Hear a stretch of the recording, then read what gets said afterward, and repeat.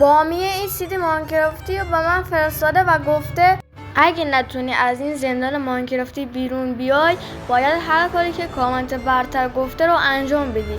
راستی به ازای هر لایک 3 بلاک میاد تو دستت و هر سا 5 بلاک موفق باشی. ببین همین اول کار به اون چی داده؟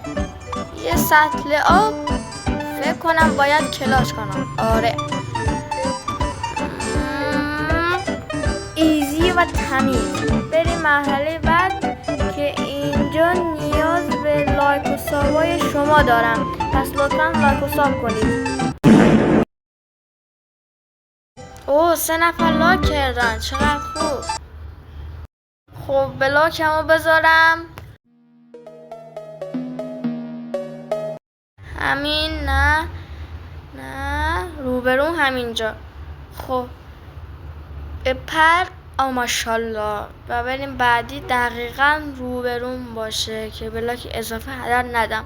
همینجا 1 2 3 ماشاءالله. اینم برفتیم. اینا که با هم نردمون بپریم که راحت. حواسم نبود. وای آتیش گرفتم. خوب شد آب داشتم وگرنه میبردم و کامنت بعد شما رو انجام میدادم.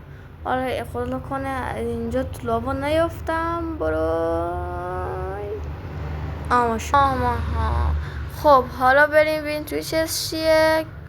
یه اندرپل که باید از اونجا بریم. خب اینو بکنم که به دردمون بخوره.